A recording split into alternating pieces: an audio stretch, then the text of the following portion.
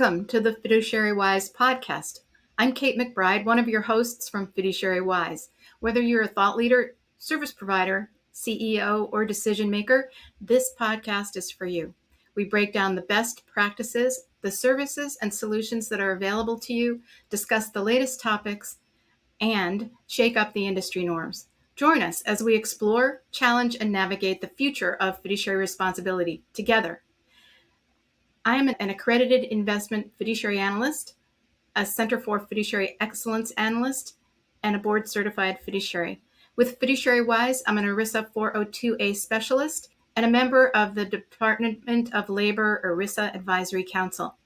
Our guest today is Don Jones. Many of you have seen him before. He's founding partner of Fiduciary Wise, an ERISA 402 named fiduciary firm, which takes on about 80 tasks plan sponsors need to complete for their plan every year.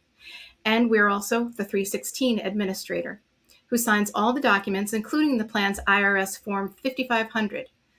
Fiduciary Wise becomes the plan fiduciary, taking those tasks and liability off the shoulders of plan sponsors and administering the plan the way they should be administered. The plan sponsor is just left with a handful of tasks. So let's jump in. This episode is about retirement plans like 401k plans and the plan participant investment education that is encouraged by the Department of Labor. This is education about the investments that are in the plan that participants can choose from as their investments as they save for retirement. First, a bit of background. The law that governs retirement plans of most corporate employee plans is called ERISA, the Employee Retirement Income and Security Act. ERISA has been around since Labor Day of 1974. The Labor Department realized that employees with 401k plans usually are not professional investors, and for that matter, neither are most employers. According to the Labor Department, fiduciaries of an employee benefit plan are charged with carrying out their duties prudently and solely in the interest of participants and beneficiaries of the plan. And they are subject to personal liability to, among other things, make good any losses to the plan resulting from a breach of their fiduciary duties. Okay, hold on to your hats now. Don't freak out, but hang in there for us for a really interesting conversation about this and education of plan participants. Regarding education, ERISA provides a limited exception to these rules for a plan that permits a participant or a beneficiary to make their own investment choices in their investment account. Most 401k plans now offer plan participants the right to exercise control over the money that they're saving in their account. But the DOL recognizes that for most participants, they are not professionals and neither are the plan sponsors. So how do those informed choices for their investments get made? Let's talk about this with Don. Don, let's start with the question. There are a number of requirements for this ERISA 404C regulation from the DOL, and they're not as easy to do as many people think. Can you talk about that a bit? Yes. First, let me say I'm grateful to be here. I love talking about ERISA. ERISA is not always easy. And we're going to talk about a subject today that is not easy. There are twists and turns and ambiguity, but we will talk about how do we approach it. Now, let's start off with the fact that ERISA 404C was put into the law because there was a problem. And it was, how do you allow plan participants to manage their account but not hold the plan fiduciaries responsible if they don't manage them correctly? And that was not easy to do. We'll get to that later. But let's talk about, for just a moment, the issues of approaching 404C as it relates to education. The first thing to understand is, and I hope this is an aha, it was to me, 404C is a safe harbor that allows participants to manage their account without the employer, or we call it the plan fiduciaries, being liable. So that's very important. But the question is 404C automatic or is it earned? Fred Reich is a well-known ERISA attorney, and he spoke often on the fact that 404C is earned. And so as we go through today, we're going to discuss how do you earn the right to have this safe harbor. This is not unusual for any safe harbor. All safe harbors have to be earned. And so 404C is earned, and that's important to understand, Kate. Thanks, Don. That's a great opening. Hi, I'm Kate McBride with Fiduciary Wise. We know that managing retirement plans comes with a lot of responsibility, and having the right knowledge is crucial to making the best decisions for your plan and participants. That's why at Fiduciary Wise, we don't just provide fiduciary services, we're committed to educating those who manage retirement plans through resources like the Fiduciary Wise Brief. Our program delivers expert insights to help you navigate the complexities of ERISA, compliance, and the fiduciary risk management.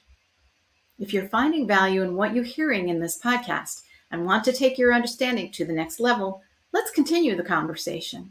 Reach out to us at fiduciarywise.com/scheduling and learn how we can support you with the knowledge and tools you need to confidently manage your plans. So, Don, where does Fiduciary Wise start with doing 404C correctly?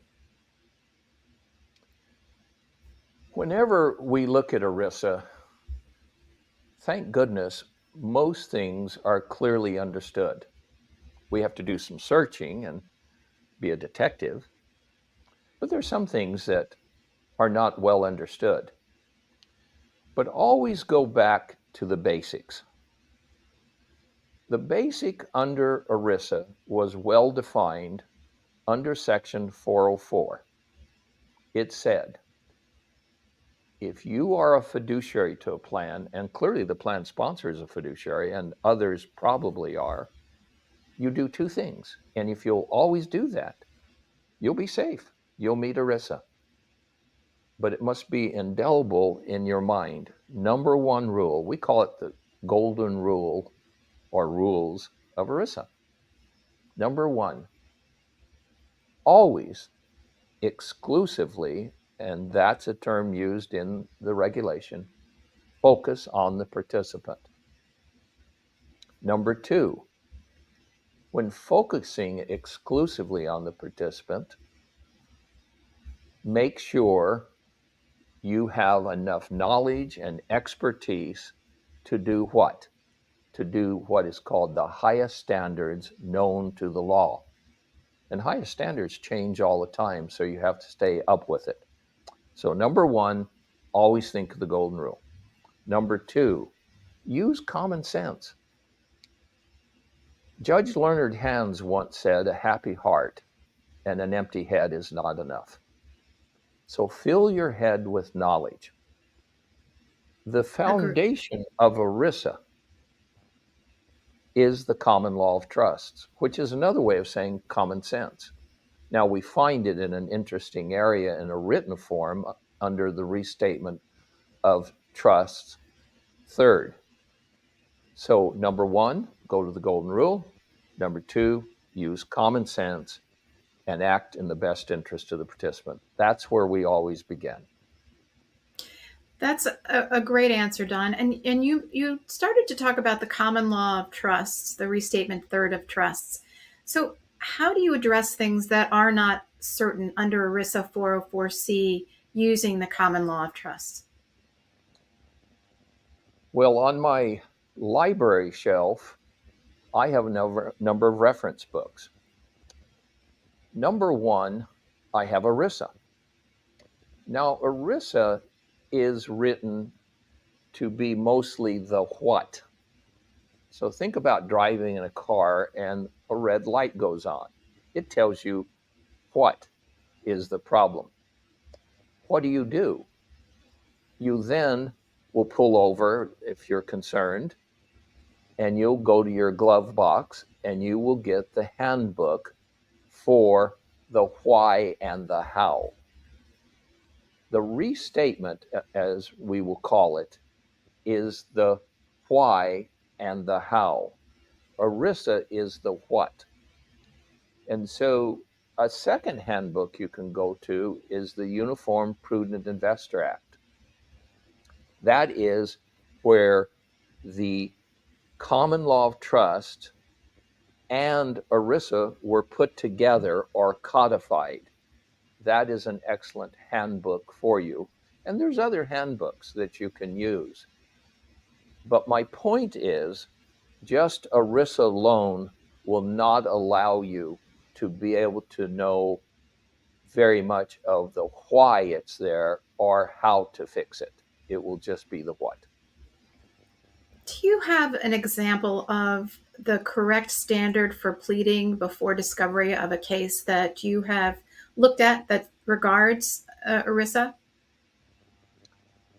Well, you bring up a very interesting question here, as it has to do with education under 404C. You've heard the term before, but it's called ambiguity. There are just some things in ERISA that the government has not given us an exact answer on. And the reason they haven't is there is no one answer. All they can do is give guidance. Now, I want to introduce a term that is kind of a hard term to understand, but it's called the Chevron doctrine. And it came from Chevron oil case. But what it basically is in that particular case, the courts made a decision based on that particular case. It was what we call content specific. And they're saying, based on these facts and circumstances, in this case, though you can look at it for advice and guidance, but another case may not be the same. This is how we would interpret or give you guidance on what to do. And so you ask me about the pleadings that happens in the federal court before there's discovery. You mentioned earlier that ERISA is nearly 50 years old. Shouldn't Yeah. we have all the questions answered? No, we don't. And an example is pleadings. It is still clear in the federal courts, depending on what court you're in, that they take a different position on what a adequate or satisfactory pleading is, which is a wonderful background to say there are certain things in ERISA that there are exact answers, there are clear answers, there are certain things that are ambiguous.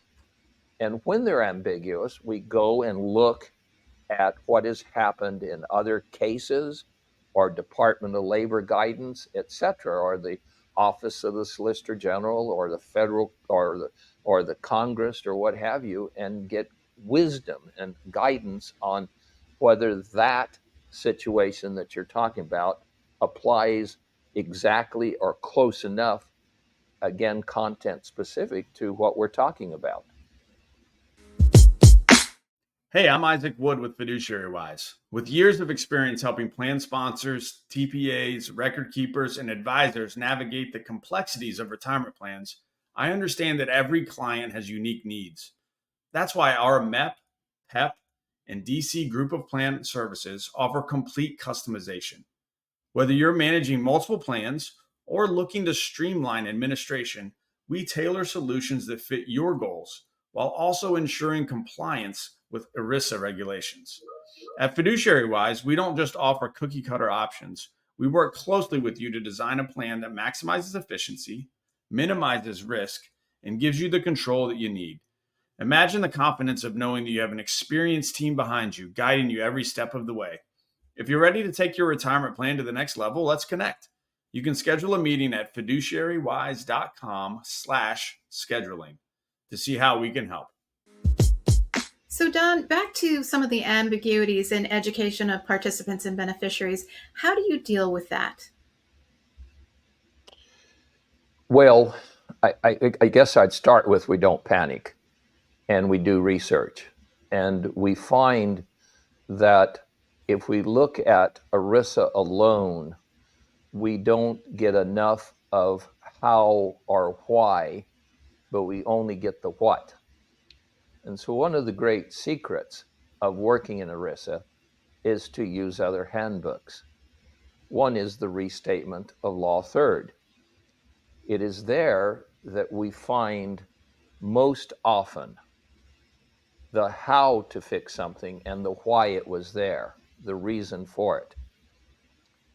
Everyone in ERISA needs to have and well understood and know where to go the 4 volumes of the Restatement. Another great help is to have the Uniform Prudent Investor Act, the UPI. Mm-hmm. The UPI was the bringing together of the common sense, which is the common law of trust, with ERISA and codifying the two so that they were in harmony with each other. So you want to have that. You want to then, we spend, as an example, between 5 to 10 and sometimes even more than 10 hours a week just keeping up with the law, because we look at what the Congress is saying or indicating or decreeing. We look at what the Office of the Solicitor General, what the Government Accounting Office, what the IRS, what the Department of Labor, what the federal courts, and I'm sure I've left some out. And so you come to recognize that ERISA is truly a living document. And when, because of Donovan versus Beerworth, it requires that it be the highest standard known to the law changes all the time.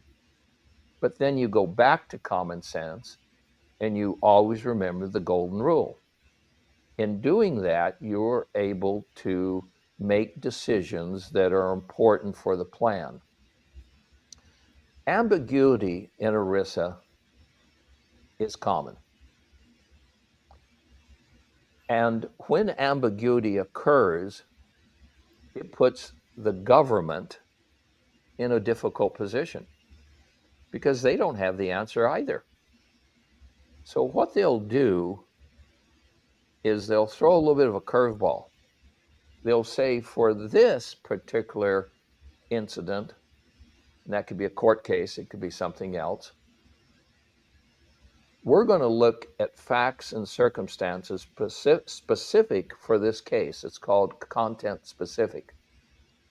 And we're going to give the best answer we know for that particular case.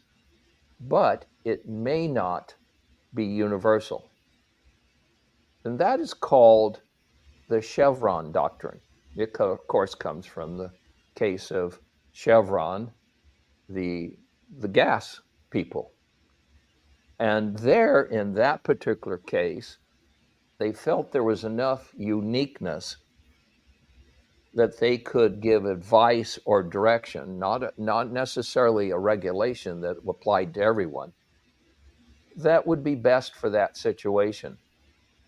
It's amazing to me how much, if you look at the waterfront of what's available, you can come to some good, sound conclusions as long as you always go back to the golden rule. Protect the participant at the highest standard. What do you look for in terms of keys in the regulation, key words or key phrases that tell you, how to interpret the regulation on behalf of plan participants? I mean, our work is always on behalf of the plan participant and the beneficiaries, and to keep the plan sponsor in compliance with the law. So, what for plan participant education? What kind of keywords do you look for? Okay, so by now we're talking about being a detective, and we're talking about going back and looking at lots of reference. So in the specific question of education to a participant, we get 3 clues, and they are amazing clues. and we go to the regulation itself and we read it. And probably 4 or 5 times a year, we read it again just to get ourselves reacquainted with that very careful language. When it talks about education to a participant, it says 3 words. Well, one is 2 words together. One is the word sufficient. A second is the word knowledge. And the third are the 2 words informed decision. So it may seem basic. We go to a dictionary and we look up the word sufficient. And sufficient, and notice how much strength this gives us, how much clarity this gives us, where once ambiguity was there. Sufficient tells us that you haven't done education if you haven't done enough. Now, we don't know what enough is, but it gives us the feeling that it's not casual. Then it gives us the word adequate, then the word plenty, and then the word ample, and finally the word abundant. We are now much more prepared to take ambiguity and know that it is a proactive, you are better to do too much than to do too little. We then go to the word knowledge, and it defines it as facts or knowledge obtained by an instructor. It's vital that the instructor who is teaching knows more than the student. So in order to do education for 404C, the instructor must know a great deal about the regulations of 404C itself as it relates to education. Then finally, we go to an informed decision. This is a powerful term. In other words, the Department of Labor to us says, and we go to the dictionary, it means knowledge, that the participant has enough knowledge to have a fighting chance of managing their account properly.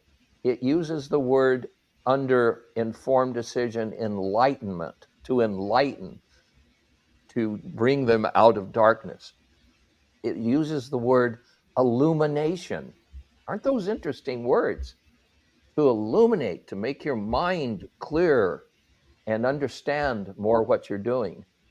It uses the word literate, meaning the goal under the regulation is that each and every participant is well enough educated that they can take care of their assignment of managing their account. Then finally, the word well informed. Now, putting those three comments together, sufficient, knowledge, informed decision, we know logically that education, common sense wise, is not easy to do.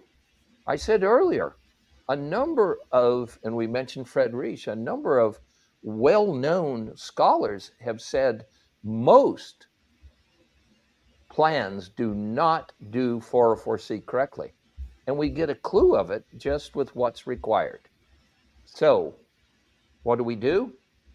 We teach on what is ample, what is sufficient, what is abundant, what is well-informed. And so let me give a few examples. Okay. Here's an example of not being well-informed. If you just do an enrollment meeting. Now, an enrollment meeting is a form of education, but it's a once and done. Can anyone logically, remember, a happy heart and an empty head isn't enough. Can anyone logically believe that you meet with a participant one time, maybe 20 years ago, 30 years ago, and you give them a 30-minute or an hour education that they're now all done, ready to manage an account? Does that sound like abundant? course not. No. Another example is where an advisor kind of plays a soft touch to it. They're not proactive. They say something like, look, if you need me, call me. I will promise you that if you need me, call me, is putting the onus on the participant. ERISA never designed education to be on the participant's shoulders. It is on the advisor's shoulders. They must be proactive. So let's give an example of too much. After I read words of sufficient, informed decision, Kate, I don't know what too much is. I know what too little is. And so there's other things to do, such as having group education meetings every year, at least once a year or twice a year. Be proactive. And don't call the plan sponsor, say, oh, hey, if you want to have a group education meeting, let me know. No. The advisor must be proactive, take ownership of it. And so, or making sure you visit locations, Zoom or otherwise. Today, we have no excuse not to visit locations, but we don't call the location, say, hey, if you want an education, let me know. No, that's not proactive. You call and say, we need to have an education in order to meet regulations for education under 404C. And you have a log of how you meet with participants one-on-one. The word I want to leave with you is proactive. And the way I would summarize it is what I call the Goldilocks theory. You may not know exactly what it is, but it isn't too hot, it isn't too cold, it's just right. But it clearly is proactive. I think you're so right with the proactive discussion of this because, and there are so many things that the people who are providing this participant education can do to enhance the enthusiasm of the people who are getting the education and bring more people in, get them involved in it, because this is so important to their well-being and the long-term ability of the investments they choose to help them achieve their retirement goals. So let's just talk about a little bit about some of the different ways that this education can be done now, because since the advent of video calls and making videos available, there are online ways of getting education through. Sometimes the record keeper will have really excellent ways of participants to get educated right online, so they could do some of this on their own. But to do a group education, you can go in person, you can do a video chat or a long video Q&A with lots and lots of people, as many as who want to be there. And part of those elements are information about the plan, and then financial information, investment information, retirement information, information that's specific to the products themselves and how they should be combined or not, potentially, and then alternatives that are in the plan and how to choose something that would work for you. There are even sometimes in some plans asset allocation guidance, so that you can put together a group of plans that will help you meet your objectives. So one of the things that is, I think, maybe challenging for plan sponsors is to really figure out, what is it that they want to do, and how can they draw participants in to these meetings so that participants get the most out of them, because really this is clearly crucial for them. It's more than just being put into a qualified deferred investment option. Really, plan participants have the opportunity to actually take action for themselves. And so the more education is better, as you say. Overdo the education, not underdo it. But how do we take these specific elements and tie that together with the invitation and the way for plan participants to say, oh, I really do want to talk to these folks.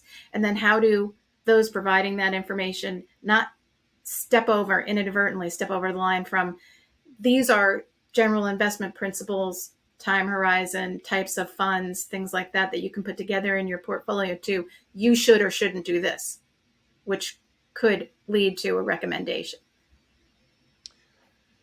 Well, you've asked two loaded questions.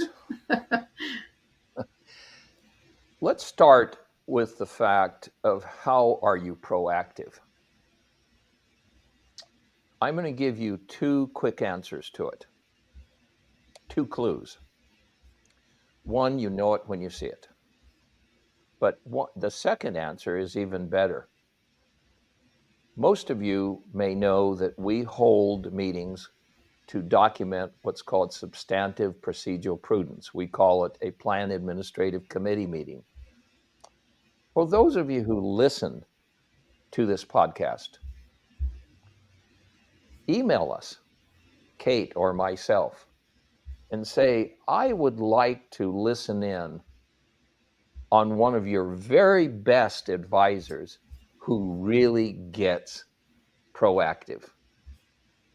Because I think hearing it is better than I can describe it. A picture is worth 1,000 words.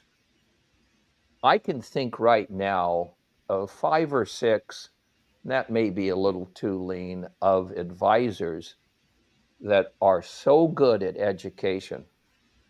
Of course, it starts from the culture. They want to earn their keep. And often they get paid more because they're better. And so they are so good at education that participant, each and every one, has a fighting chance. So I'm going to just say we would welcome you as a guest to audit one of the better advisors and let them show you how they do it. Now, the second question is very, very critical. When are you educating? So first, let me define education.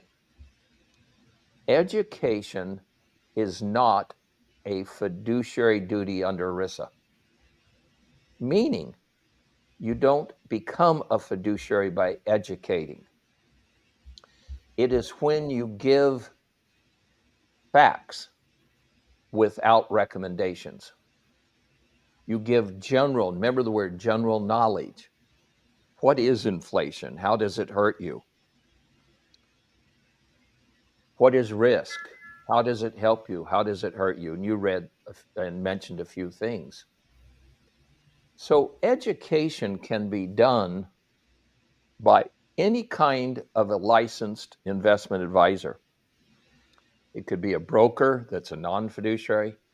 It could be a co-fiduciary, which we call an ERISA 321 fiduciary or directed fiduciary. It could be a full fiduciary or discretionary under 338. Any one of those types of individuals can do education. When then can you do education and advice? You must be a fiduciary to do it because you're using words like, I would do this. This is what you ought to do. I would recommend this. This is where you're becoming judgmental, and that's not bad. Education is non-judgmental. It's just facts and general information. To become generalized, then you're giving a specific way to go. The majority of individuals in the industry are non-fiduciaries. They cannot, by their requirement of their broker-dealer, and they must not step over the line by giving advice or judgmental what you ought to do. But if you're just giving education, yes, you need to be smarter than the 5th grader. You need to know what you're talking about so that you can truly educate. But you can do it by just being general in what you're talking about. Hi, I'm Kate McBride with Fiduciary Wise. Did you know that if you sponsor a retirement plan, if you sign the plan's Form 5500, more than 92% of the fiduciary risks and liability can fall directly on your shoulders. ERISA's complex regulations make it easy to miss key responsibilities and leave you exposed to costly penalties or legal action. At Fiduciary Wise, we help you manage that risk. We become the plan's named fiduciary, taking on the majority of those responsibilities. We work with your current service providers, including the investment manager, advisor, record keeper, and administrator, to ensure regulatory compliance. And we handle the heavy lifting so you don't have to. Our team is dedicated to protecting you and running your plan exclusively in the best interest of your employees, reducing your exposure to liability and giving you peace of mind. When you partner with Fiduciary Wise, you can focus on running your business, knowing that your retirement plan is in safe hands. Let's talk about how we can help shield you from fiduciary risk. Schedule a meeting today at fiduciarywise.com/scheduling. Do you have examples of what is too little education that's not useful to a plan participant versus what is too much? And hard to imagine what might be too much, but Well, one of the great blessings I have had over the last 16 years is every plan we have, there are a few exceptions, has at least 2 meetings per year where we have these plan administrative committee meetings. Every plan has an advisor. We are never the advisor, we're never the record keeper, we're never the trustee, etc. So we get to observe and we get to watch what the best do. But it's amazing what you can do to empower that participant. I'll go back to what I said before. Mhm. We have live examples of what enough is, what ample is, what abundant is, what illumination is, what's too little. It's not being proactive. It's trying it, no matter how you say, you're trying to do as least work possible to get the maximum return or get the maximum compensation. You know it when you see it. And by the way, that has a shadow of ERISA 408B2 because one of the requirements of compensation is that you earn it. And if you want to have 30 basis points in a plan, just making that up, but you do 10 basis points of work, you have 2 violations, 48B2, and you have not met the sufficient informed knowledge test. So expand your mind or come to us and let us help you. We have plenty of examples. So is there an exact chart for sufficient, for informed decision? No, but there sure is plenty of guidance on the Golden Rule and other handbooks in ERISA. And these people are sought out. They are bringing in not 1, not 2, but 20 or 30 new plans a year. And they're almost always over 5, 10, 20, $30 million because they've learned how to educate. It gives the participant a fighting chance, and that's what ERISA requires. It's not easy. ERISA 404C, the Department of Labor once said, is the most powerful safe harbor in ERISA. So you don't want to not do it, but you don't want to check the box that you did do it. It is so vital to understand the 26 steps for 404C, and you must do all of them, and you must do it sufficiently, and you must do it adequately, or you don't get 404C protection, the most powerful safe harbor in ERISA. I hope that helps, Kate. I think that's really helpful, Don. And I think, this is a great note to close on. Obviously, plan participant interests are the most paramount thing in terms of a plan. But if you're working with plans or you want to work with plans, you're not alone. And we are more than ready and willing to help. There is a link to the newest guidance from the Department of Labor about how to avoid stepping over the line from advice to from education to advice. And that's an important thing to know. But it also tells you about things to include in participant education. And I think it's a helpful guide. It's very short. And again, it's in the show notes after this, at the end of this podcast. Thank you so much for tuning in to the Fiduciary Wise podcast. We'd love to hear your thoughts and answer your questions. So drop us a comment or send us a message. Schedule a meeting with us at fiduciarywise.com/scheduling. And don't forget to join us next time for more insights and discussions. See you in the next episode. Take care for Kate. now. Fun to be here. Thanks for Great asking. to be here with you, Don. Thank you so much. Bye-bye.